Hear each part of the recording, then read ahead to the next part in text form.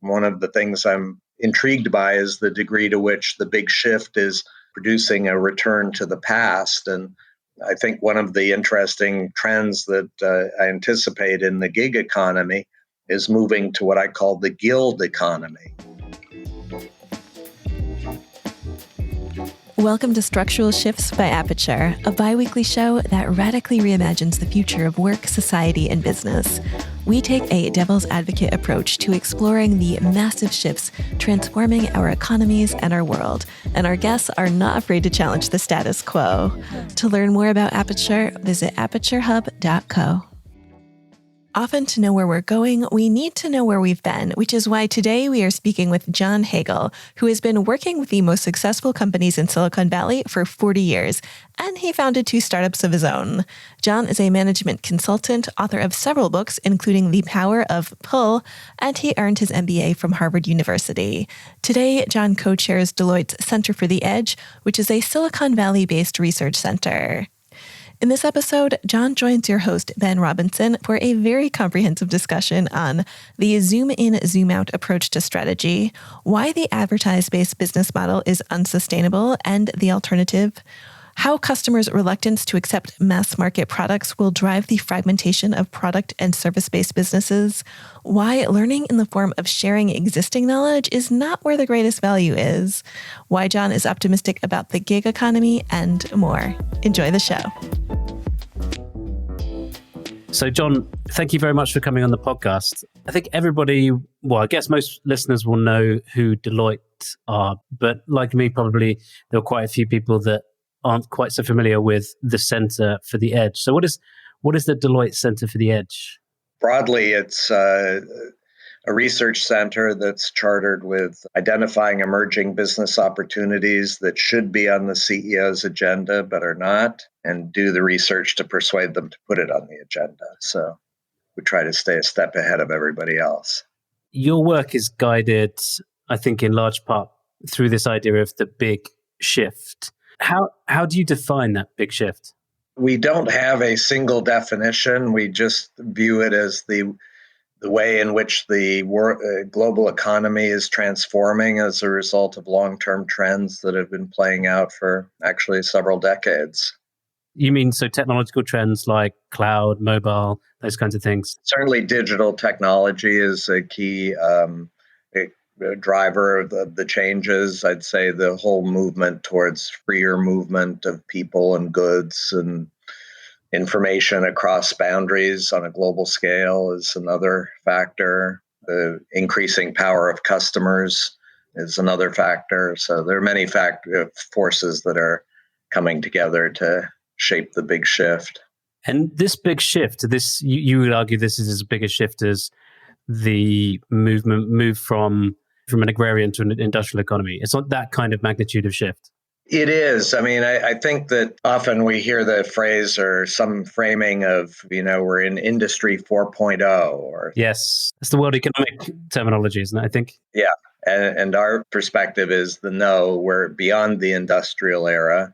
And the way we frame it is around this notion of a contextual era where it's all about context, reading context, responding to context quickly and effectively. And that's a very different way of organizing and acting on business issues.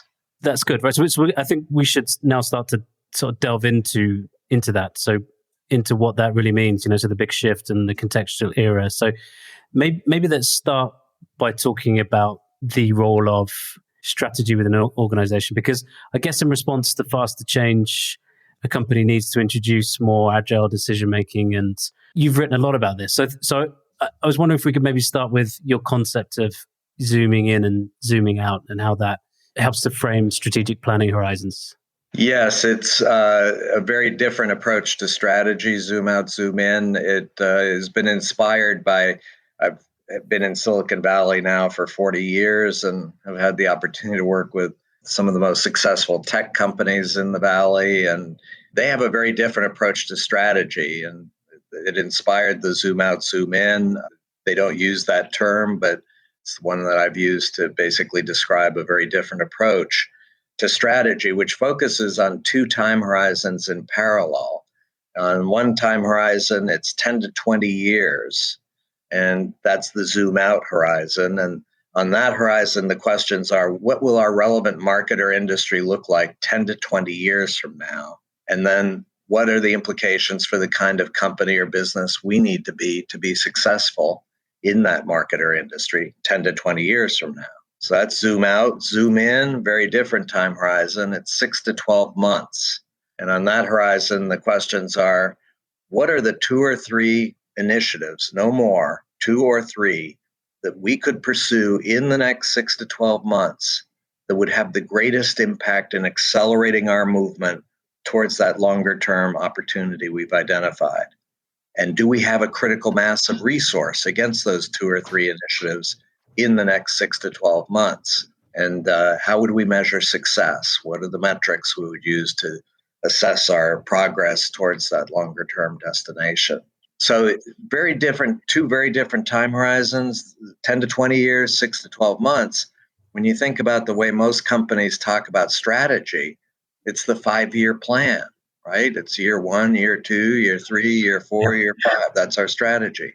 These companies spend almost no time on 1 to 5 years. It's all about 10 to 20 years or 6 to 12 months. And their belief is if they get those right, everything else will take care of itself. And so it's a very different way of thinking about strategy. And we believe in rapidly changing times, it's necessary, essential, as challenging as it is to look ahead. You need to do that. One of our concerns, everybody today talks about agility and flexibility, and certainly that's valuable in some contexts. But if all you're doing is sensing and responding to whatever's happening at the moment, being flexible and agile, you're going to spread yourself way too thin across way too many things because there's so much going on. If you're just responding and reacting to anything and everything, good luck. Zoom out, zoom in helps you to focus, to get a sense of what really matters. Where are we headed? What's the destination that we're trying to achieve? Then how can we accelerate our movement there? It's a very powerful way to focus effort rather than just respond to whatever's happening at the moment. And presumably when you're working on these different time horizons, you're using different strategic tools to try to figure out what the world looks like 20 years and I guess separate tools to optimize what you do in the next 6 to 12 months. Is it fair to say that when you're looking sort of 10 or 20 years out, you're using scenario planning, kind of pulling yourself out of your comfort zone and trying to sort of, think without constraints about what the future might be? Absolutely. Scenario planning is a critical tool and very useful in terms of looking ahead and imagining, all the possibilities, alternative futures.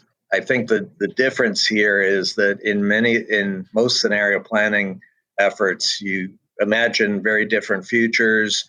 You may ultimately disagree on which future has the greatest probability, and then you leave. The meeting's over. In this approach, the meeting's not over until we have committed to the future that we believe is most likely and committed to short-term initiatives based on that future. So this has implications for us, and it very much changes the whole discussion because a lot of scenario planning efforts are viewed as theoretical, conceptual exercises, but they don't really make a difference to the business today. Zoom out, zoom in, it has a profound difference on what you do in the short term.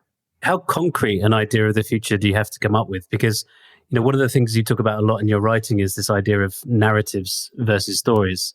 And I think the difference you draw is that a narrative is open-ended, right? So can a future state be a little bit nebulous and just kind of help frame where you're headed, the kind of North Star, without having to be too concrete? Yeah, it's a balancing act. Ultimately, it has to be sufficiently tangible that it can help you make choices in the short term, but broad enough so that there's room to, explore and discover as you go. One example I use: most of the companies that pursue this approach don't talk about it publicly. There was one company where it's been written about, so I can share. And it was actually Microsoft in the early days, when it was just a startup back in the 1970s. Bill Gates pursued a zoom out, zoom in approach. And the zoom out he had for his company, could be summarized in two sentences. One is computing is moving from centralized mainframes to the desktop. Second, if you want to be a leader in the computer industry, you need to be a leader on the desktop. So it wasn't a detailed blueprint of what the computer industry would look like 10 to 20 years from now, but it was enough specificity so that you could make real hard choices in the short term and accelerate your movement towards the desktop. You just said something there I want to touch on, which is you said you've got to be able to make hard choices in the short term. Yeah. In this kind of strategy work that I've done, I think that's one of the hardest things to get people to do, right? So let's assume that you can galvanize an organization around a long-term vision. Yeah. Then getting them to make difficult choices, to actually sort of divest of some activities is super difficult, right? What's the right way to approach making those short-term choices? It helps if it's short term and it's not massive resource requirements. So, you can, a lot of the resistance is if you're talking about 5-year programs and, billions of dollars, that's going to encounter a lot of resistance. We have kind of a filter that we use on the zoom in side, which is that one of the zoom in initiatives, 6 to 12 month initiatives, should be focused on what we call scaling the edge. It's finding an edge to the existing business that has the potential to scale to the point where it will become that business that we anticipate 10 to 20 years from now. So it's finding an edge, starting to scale the edge in the next 6 to 12 months. Second initiative, zoom in initiative, is what's the one thing we could do that would have the greatest impact in strengthening the performance of the existing core of our business? Because ultimately that's where the money is today, and we want to prolong it as much as possible. And then the third one, which is the most challenging in my experience, third zoom in initiative, is what one major set of activities could we shut down in the next 6 to 12 months so that we can free up resources for scaling the edge and for strengthening the core. And that's, looking for something that is marginally profitable, has no real potential for growth. Why are we doing this? Let's shut it down so that we can, in fact, devote more attention and resource to the things that matter. And how successful are you at getting companies to do that third aspect? As I said, it is certainly challenging. I think that in my experience, having a sense of what's that edge that we could scale and the really big opportunity we could be moving towards, and then also that there's an imperative to strengthen the core.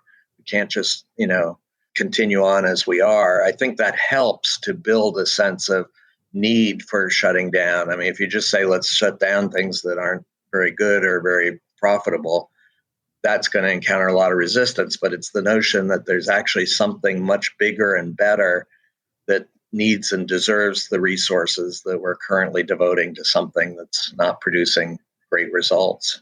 One of the articles that you wrote that we have cited the most, in fact, I'm pleased we don't have to pay royalties to you because we've cited it so many times, is the one around the immune system, right? I think you consistently say never ever underestimate the immune system, right?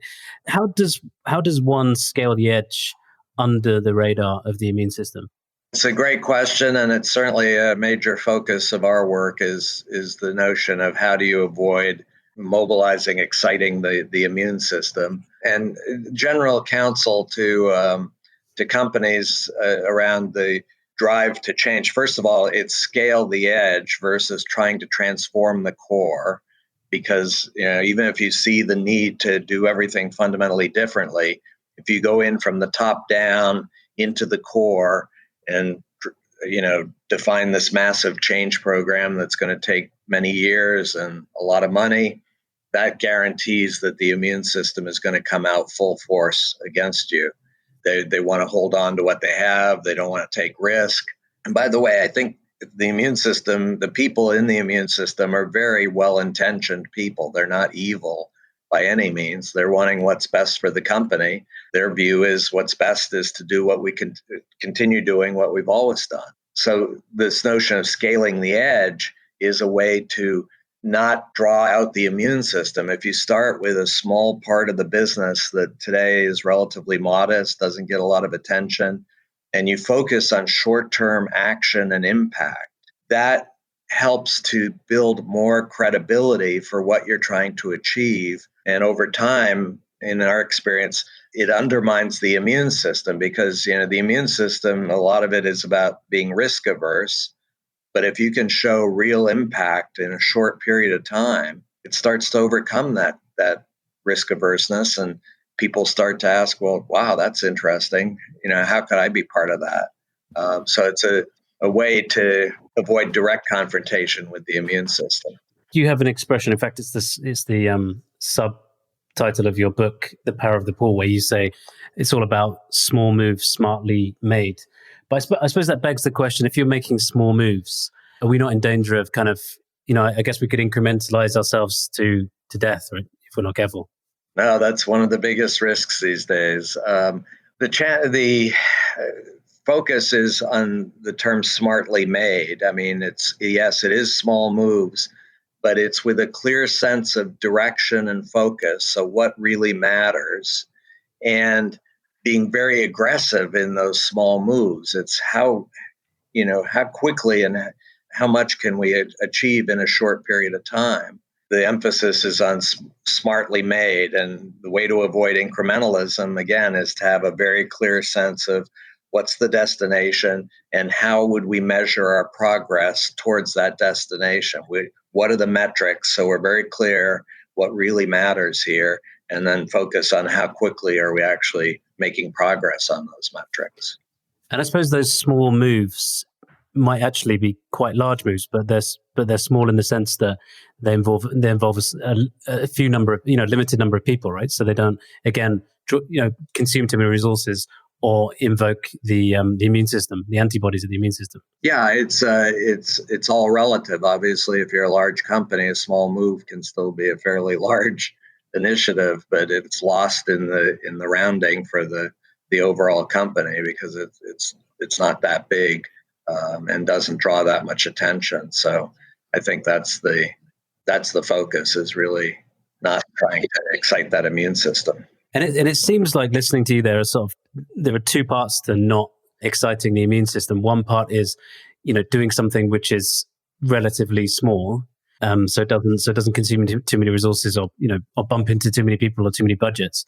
But the other part is around fear, right? Because, as you said, it's perfectly rational, or at least it's rational in the context of what we've been taught at business school, etc., to not cannibalize, revenue streams, and to sort of pursue things that can, double down on things that work, right? So I suppose is countering fear also done through narratives? First of all, I think your point about fear is absolutely spot on. Increasingly, I say now that in most of my career, I've been a business strategist. It's been all about strategy. That's what's going to win. And if you get the right strategy, everything else will solve itself. Increasingly, I've come to believe that it's much more about psychology than strategy, that we need to understand the emotions that are shaping and driving our actions. And in the business world, again, the culture we have today is emotions are a distraction. Focus on the numbers and do the analysis, and everything else will solve itself. But I think in that context, this notion of narrative has become a key piece to our approach, which is, and again, I'm sorry if I go on a bit, but I make a big distinction between stories and narratives. Most people use the terms to mean the same thing. For me, a story is self-contained. It has a beginning, a middle, and an end to it. It's over, the end. And the story is about me, the storyteller, or it's about some other people. It's not about you in the audience. You can use your imagination, figure out what you would have done, but it's not about you. In contrast, for me, a narrative, number one, it's open-ended. There is no resolution yet. There's some kind of big threat or opportunity out in the future, not clear whether it's going to be achieved or not, to be resolved. And the resolution hinges on you. It's a call to action to the people who are hearing the narrative to say, your choices, your actions are going to help resolve this narrative. What's it going to be? And I think in that context, it's a way to inspire people with a very, well, now if I focus on opportunity-based narratives, that helps to inspire people and excite them and helps them to overcome their fear and act in spite of their fear. One of the reasons we're such strong proponents of the zoom out, zoom in approach, because if you think about it, at one level, it's not framed this way in the strategy domain, but you can think about the zoom out as framing that opportunity out in the future. What's that really big opportunity that we could focus on and become over time? And then it focuses people on short-term action and impact, which helps, number one, to inspire people. There's a really big opportunity out there, but also overcome the skepticism that many are going to have who are afraid to say, well, wait a minute, that's just fantasy. That's never going to happen. No, we're actually having impact today. We're making progress towards that opportunity. Come join us. So I think it can be a powerful way to address and overcome the fear. The companies you're working with at the moment, how good a job are they doing, or how tough is it to translate this pandemic into an opportunity and not into something to be fearful of? It's hard to generalize, but I will. At least in my experience and with the companies that I'm dealing with, it's still very much driven by fear and short-term focus. Understandable at one level. I mean, many companies are struggling to make payroll for the month and continue to exist, and so that definitely pulls people back to a very short-term kind of time horizon, and just focusing on survival versus, how could we learn from this? What are the things we could change that would help us to become even more effective and successful in the future? So I think the fear is definitely dominating in my experience, the reaction to the pandemic versus viewing this as a catalyst for change. I want to slightly shift gears, if that's okay. So far we've talked about evolving strategy in response to the big shift. Now just focus a bit on how business models need to change in response to the big shift. And I think you've written a lot, and I think you were one of the earliest people to sort of flag this, which is there's in a lot of the platform business models we see today, there's this kind of inherent conflict between the consumer and the producer, because in the middle you've inserted an advertiser, right? So, I think you're one of the first people that I came across who was starting to question the sustainability of these, quote unquote free models that depend on that advertising revenue because they introduce that conflict of interest. But I suppose we haven't yet seen. I mean, there's, I think for a long time we've been anticipating that maybe Facebook was about to move into sort of negative network effects, but it hasn't really happened. And do you still subscribe to the view that these advertising-based business models are inherently unsustainable? And when do you think we as consumers wake up to this? And when do you think these business models start to perform worse or not as well as they have done? Yeah, there are a lot of challenges with the advertising-based business models. I think certainly one of them, and it was the whole focus of the book, The Power of Pull, was advertising intrinsically as a push-based model. It's all about how do you intercept people, get your message, push your message to them, to get attention. And our belief is that that model is increasingly challenged, that the number of options that are trying to push to get our attention are significantly increasing. And we as customers are becoming overwhelmed with all the attempts to reach us. So I think that's one piece to the puzzle. The other piece is that it goes to the notion of trust and perception of what interests are you serving when I interact with you. Is it my interests or is it somebody else's? And intrinsically in an advertising-based business model, it's the advertiser who's paying the bill. So the attention and focus is going to be on their needs and what do you need to serve them. It's an interesting question. I mean, and I do see early signals. Again, I don't think it's a massive movement yet, But if you look at, for example, the adoption of advertising blocking software on the internet, it's skyrocketing. It's significantly expanding. More and more people are using that to block the ads that are coming in. I think there's also, again, early signals, but a lot of people who are active users of some of the social media platforms are pulling back and now saying, wait a minute, do I really want to share this because can I trust that it's going to be used for my benefit versus somebody else's? So I think that there's and then the other thing is the growing call. And again, I think it's early days, but enough evidence out there, the mobilization of people for regulation of online businesses and around data capture and around advertising and all the rest suggests that people are less and less open to having that model and having their data being used for that purpose. So it's early days still, but my counsel to companies is find alternative approaches to advertising-based business models if you really want to build trust and deeper relationships with your customers. What you paint as the sort of alternative or a better model is a model where you have alignment, right? So I'm helping you to make better decisions to find products and services that are better suited to your needs. And so it's a model where there's a very clear, I very clearly give you the consent to use my data in exchange for you doing something that will benefit me. So there's total alignment, there's trust, and also it's, an expression that you use, right? In our attention-starved age, it's about helping us to get a higher return on the attention that we afford to your platform. So I can definitely see how that's the next model to triumph. And I listened to everything you say about regulation and people turning on ad blockers, but we haven't yet seen, as far as I'm aware, anybody who's really profiting from this new idea of a trusted advisor and intermediary. Have you seen examples in the marketplace that are really starting to work?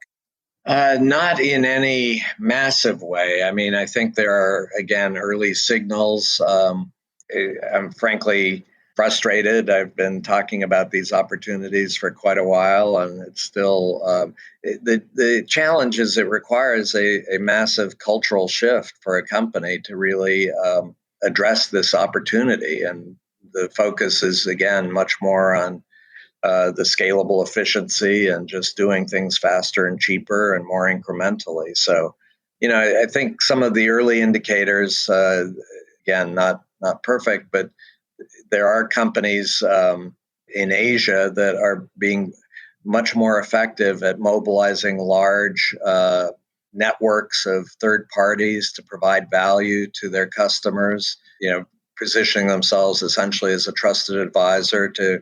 It's more in the business to business space in those situations.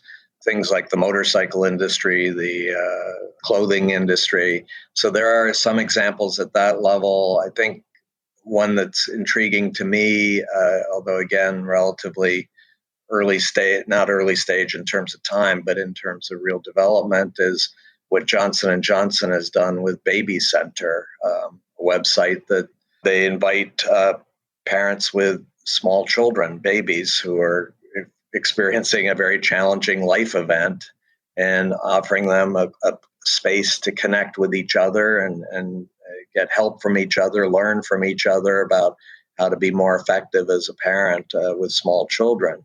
And so I think it's this notion of, again, being proactive in connecting the customers with people who can help them. And that's, at least in the US, that's become a go-to place. And millions of people, parents with small babies, are going there because the word is spread. And it's the power of pull in that case, because they're not doing advertising for this website. They're just, word is spreading. A parent with a baby has a friend who just had a baby and saying, you need to go to this website. It's really helpful. And so it's, word of mouth and this draw because it's so helpful to the person.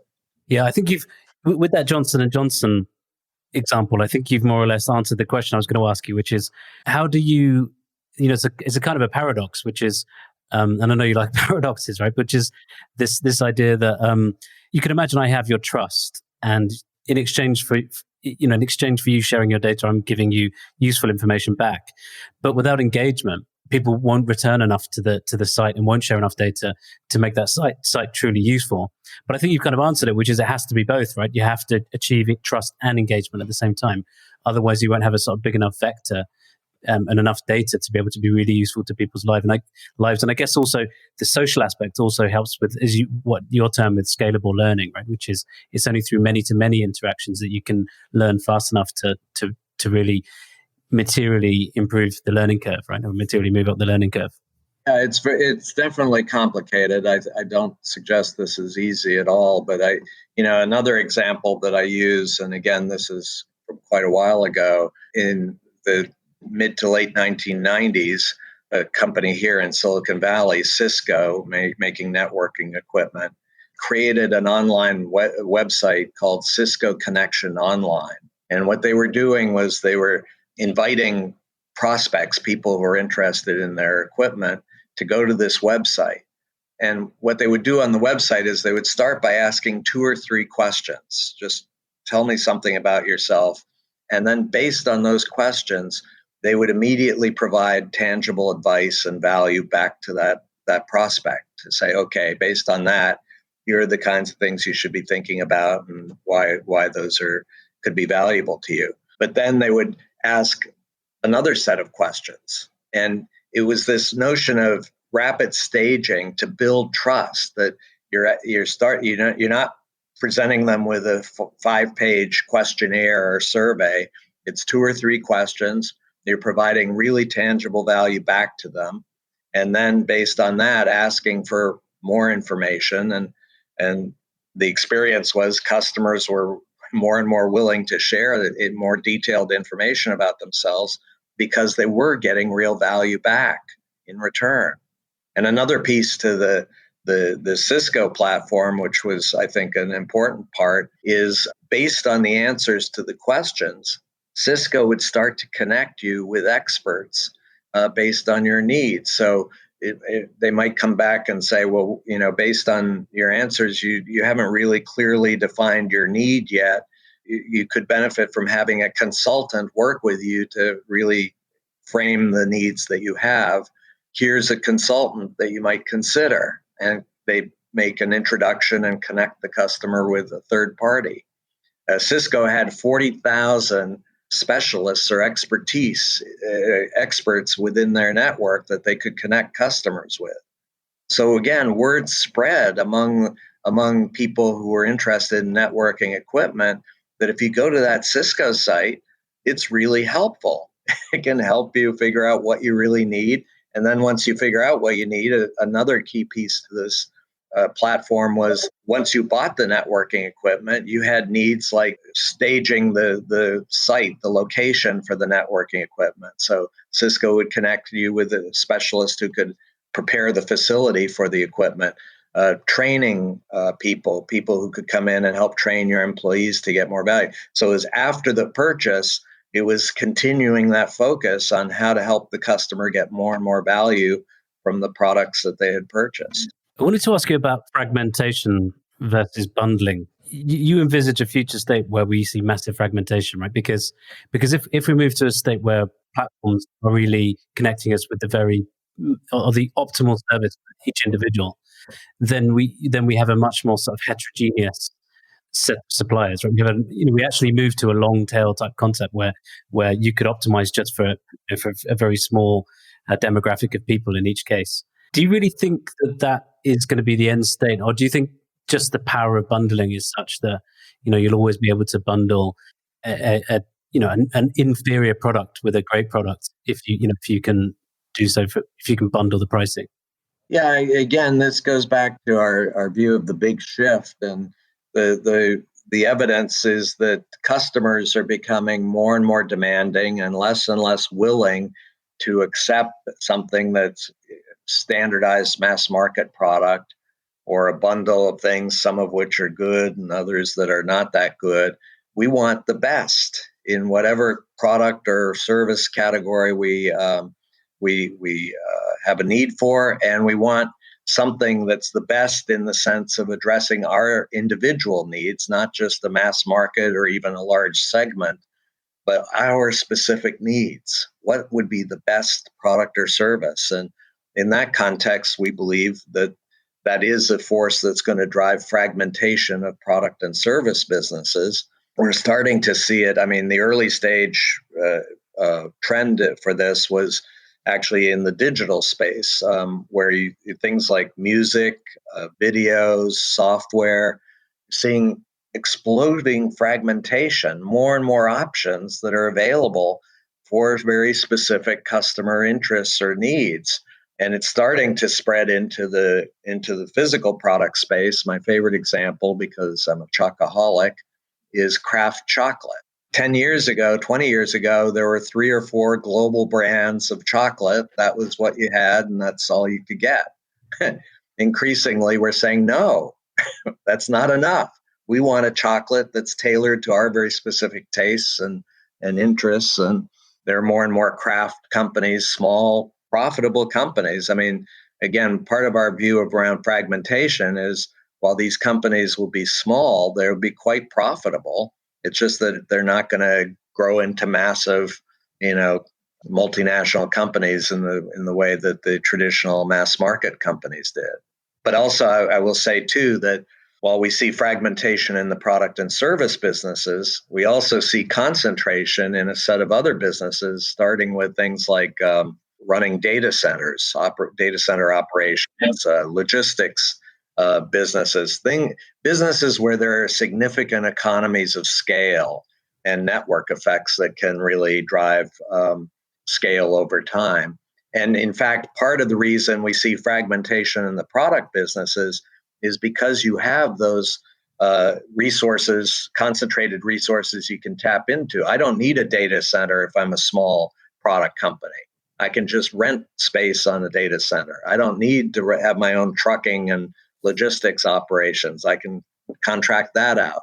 So I can access the scale, assets, and resources that I need for my business without doing it myself. That allows me to stay small and profitable. And then on the other side, I think the big opportunity, which we briefly touched on, but I think is more speculative, but ultimately more interesting, is this notion of a trusted advisor. As you're confronted with more and more choices as a customer, as you see the fragmentation of product and services and the rapid evolution of products and services, having somebody you trust who can really help you connect to the products and services that are most relevant to you is going to really be hugely valuable. And our view is the trusted advisor has what we call economies of scope, in that the more I know about you as a customer, the more helpful I can be to you as a trusted advisor, versus if I just see a small slice of who you are.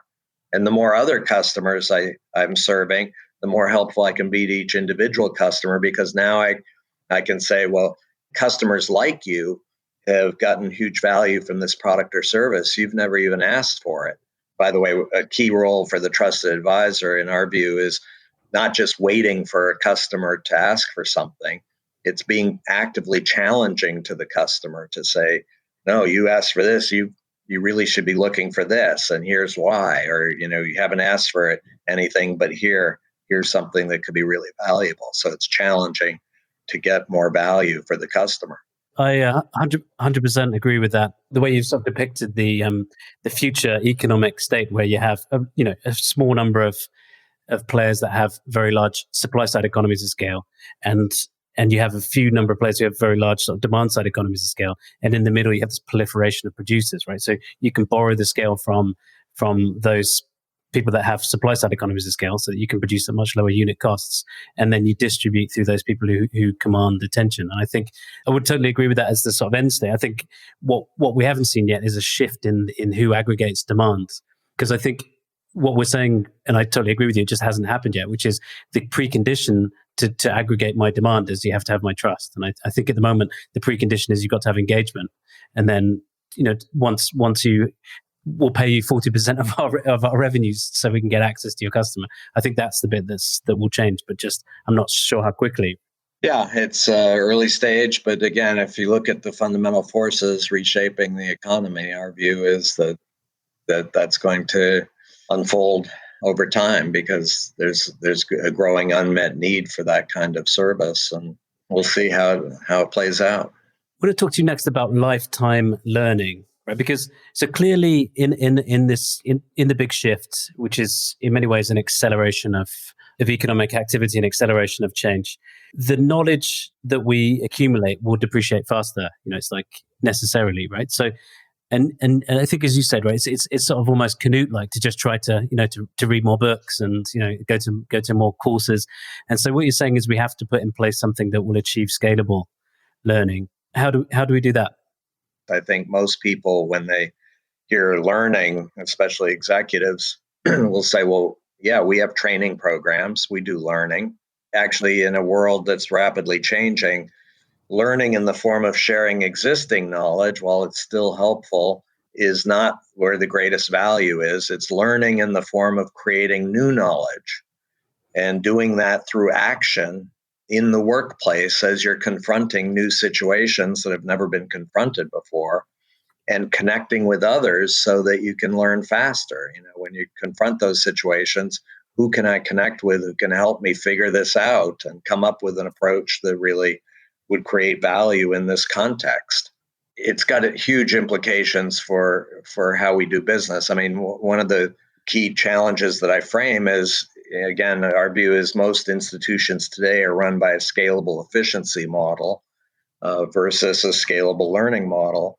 In the scalable efficiency model, the one message that every employee hears, if not daily, it's certainly very frequently: failure is not an option. You will deliver as predicted, as expected, reliably and efficiently. Well, okay, got that message. What's required for learning, especially learning in the form of creating new knowledge? Failure. If you're not failing, you're not learning fast enough. Yeah. You got to learn from the failures and figure out what the right approaches are. But again, there's that fundamental conflict between those two messages, and that's why many companies try to just isolate the learning in innovation labs or incubation centers somewhere off on the side, and focus everybody else just on staying true to the manual. So I think that it is a massive cultural shift.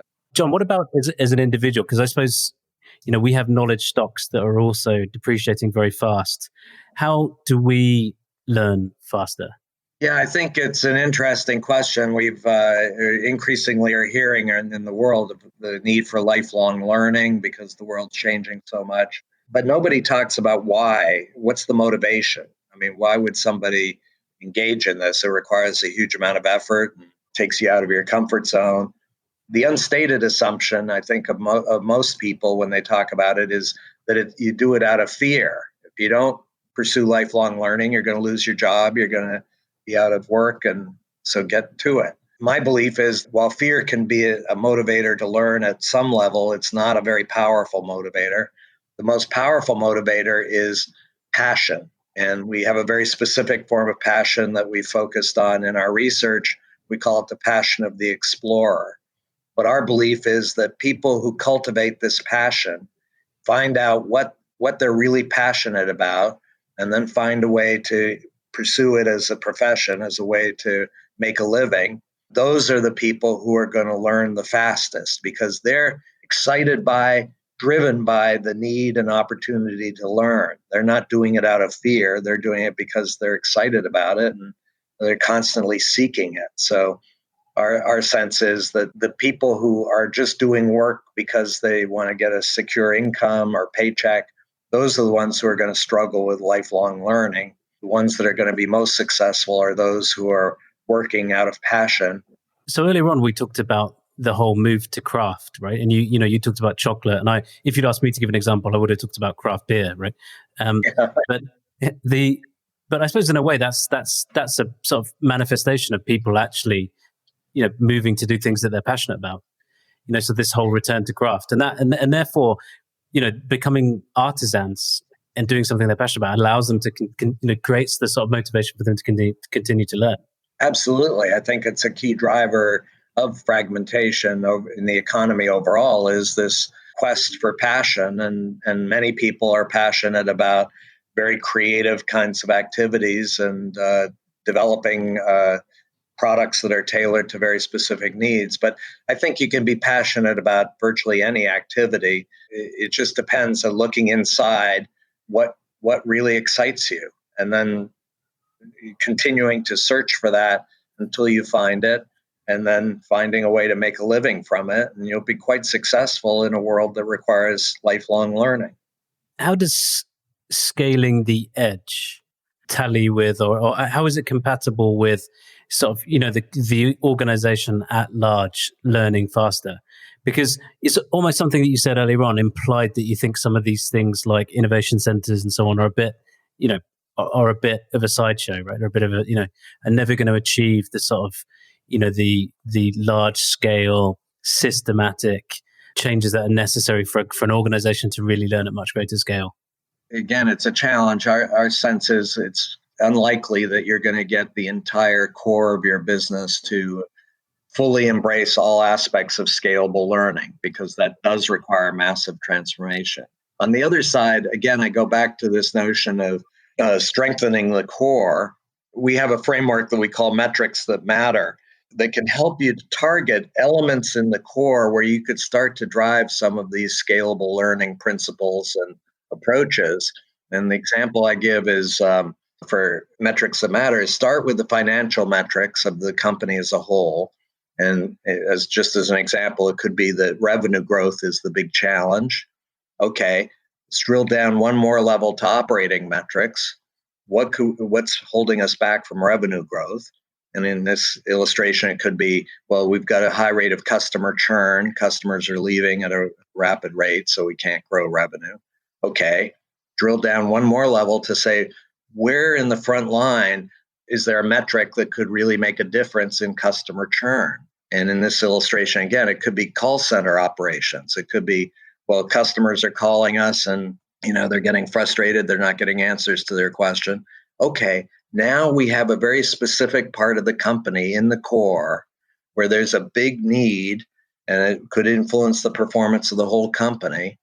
Let's focus again with small moves targeted to this particular area to say, how could we help the customer call center operators learn at a more rapid rate in terms of addressing unmet customer needs? The intent is to show real impact quickly and to build more credibility and support for doing this in other parts of the organization versus just customer call centers. On the gig economy, again, you're starting to sort of craft a different narrative from the one we tend to read about every day, right? Which is, so most of the stuff you read about the gig economy is, it's a sort of race at the bottom, right? We by not allowing people to act sort of collectively and by putting them on sort of different types of contracts, we just get people to work harder for less money, right? That's sort of one narrative. And I think you're sort of starting to reframe the narrative by saying that might be true today, but we're going to see a different type of gig economy job in time. And then the second thing is we'll start to see gig economy workers form collectives, right? Or not collectives in the sense of sort of trade unions or anything, but they'll start to form groups where they can collaborate together in order to sort of learn faster and achieve, I suppose, better quality at scale. And so can we break that down? Can we start with why you think the gig economy will, move upstream in terms of requiring different types of skills and I suppose creating jobs that are better paid? Yeah, I think, again, it has to do with this broader focus on the big shift. And in the scalable efficiency world, which is what the world we're largely in still today, the gig economy emerged largely as a result of a drive towards more efficiency, right? If we can take fixed labor cost and transform it into a variable labor cost and potentially access the labor in lower wage regions or countries, we'll become more efficient. And that's the gig economy. Our view is that as we move to the scalable learning model, there's still a value in connecting with people outside the organization, but it's with the objective of learning together so that we can actually rapidly improve our performance in whatever the work area is. And in that context, the notion is that the independent contractors are increasingly going to want to connect with each other because they'll learn faster as a small group than they will just sitting in the isolation of their home or wherever they are. But connecting with and now offering their services as a small group, 5 people maybe, but they will learn faster. They'll help their customers to learn faster in terms of whatever their needs are. And over time, we see the emergence. One of the things I'm intrigued by is the degree to which the big shift is producing a return to the past. And I think one of the interesting trends that I anticipate in the gig economy is moving to what I call the guild economy, where, as you said, people with similar areas of interest are going to come together in guilds. And again, it's not with the desire to just hold on to what they have, it's to connect so that they can learn faster together and help each other learn faster. And that's a very different kind of mindset and model. Yeah, and I think, one of the reasons why, I think you're right, by the way, and I think another reason why that might happen is because at the moment, a lot of this sort of gig economy is mediated based on ratings, right? So, I won't take an Uber driver, theoretically, if they've got a 4.2 rating versus a 4.8 rating or whatever, or I won't use a tradesperson if they've got a low rating.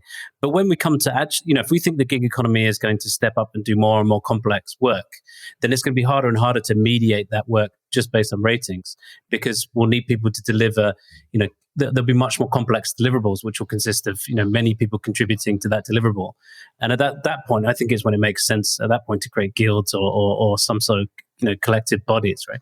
Because, simply having a 4-star rating is not going to be enough if I want you to build my home and, plumb it. And, you can, whatever the example might be, I just think the deliverables become more complex. It sort of lends itself to some sort of intermediation. What do you think will happen to globalization in light of this pandemic? Because, I think one of the things that we realized was that our supply chains were much more fragile than we thought, right? So do you think that will, to some extent, put the brakes on physical trade? Do you think we'll end up reshoring a lot of manufacturing? The challenge, clearly at one level, there's this desire to have things closer to me so that I can rely on them more. But at another level, if you're just taking the supply chain mentality, and again, longer conversation, but broadly, the scalable efficiency model says you want a supply chain with as few participants as possible and tightly integrate and tightly specify every activity that's done in that supply chain. That makes for a very brittle and fragile supply chain in times of extreme events like the pandemic. And just bringing all those activities onshore closer to where you are is not going to solve the problem. It's still going to be very brittle and fragile. Our belief is the real need is to expand our horizons from supply chains to what we call supply networks, where you are working to orchestrate a very large number of participants and pulling them in as needed as specific situations arise, versus, no, I've just got this one supplier who depends on this other supplier who depends on that supplier. No, it's increasing the range of participants so you have more flexibility. And by the way, so that you can learn faster. In a network, if you design the network and the relationships in the network, so it's not just transactions, buy low, sell high, but we're all committed to learning faster and accelerating our performance improvement. That's powerful as a motivation to participate in the supply network. It's almost self-evident, but just as more and more activities move online, they become intrinsically more networked. And so, would you argue that what we've been seeing over the last few decades is supply becoming more networked, and therefore what we might be seeing now is an immediate reaction where we're trying to again put up barriers, but effectively the sort of the secular trend towards more networks, more ecosystems will trump the immediate backlash to kind of put up to erect borders and become more nationalistic. In the big shift world, the winners are going to be those who learn faster. The ones who are going to learn faster are those who are more networked and connected with a broader range of more diverse expertise and resources. And so if you're just narrowing your connections, we believe you're going to be increasingly disadvantaged relative to those who continue to expand their connections and harness the power of networking on a global scale. So in the short term, yes, because of fear, we may see borders come up and barriers to the movement come up. But over time, our view is the countries and the areas that maintain openness and connection are going to be the ones that thrive. And over time, those who are putting up these barriers are going to realize that they're being disadvantaged and start to reconnect again. I know that every one of your blogs finishes with the bottom line, right? So I wondered if I could end this podcast with the bottom line, which is a summary of what the big shift means, if we can summarize it, and then the last thing is kind of reasons to be optimistic, how we overcome the fear and inject the optimism to make it happen. Well, I'll end with a paradox. Okay. It's what I call the paradox of the big shift. If you think about the big shift, at one level, it is creating exponentially expanding opportunity. We can produce much more value with far less resource, far more quickly than would have been imaginable a couple of decades ago. Huge opportunity. At the same time, the paradox is the big shift is also creating mounting performance pressure on all of us. As individuals and as institutions, we're experiencing more and more pressure. It takes many forms: intensifying competition, accelerating pace of change, extreme events that come in out of nowhere and disrupt our best laid plans, witness the pandemic.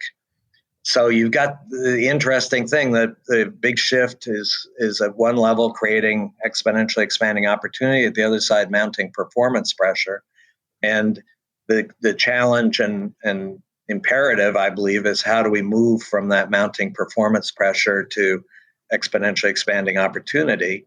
And the overlay here is that mounting performance pressure induces fear. It creates an emotion of fear. And I think it's notable around the world, the extent to which fear is becoming the dominant emotion. But in that context, I think the way to move forward and move from that pressure to opportunity is around framing what I was describing as opportunity-based narratives that can really focus people and inspire people on the really big opportunity and help people to come together. I think, again, one of the key roles of narratives, the way I define them, is to bring people together, saying we all need to address this opportunity. It's, can't just do this individually. And that's, to me, what gives me the optimism is that framing that a kind of opportunity-based narrative can help overcome the fear and help mobilize us to address that exponential opportunity. But it requires articulating that opportunity-based narrative. John, thank you so much for coming on the podcast. I appreciate the opportunity. Thank you. We covered a lot of ground. Thank you for listening to Structural Shifts by Aperture. To learn more about our Aperture community, visit aperturehub.co. We are strategy for the networked age. Until next time.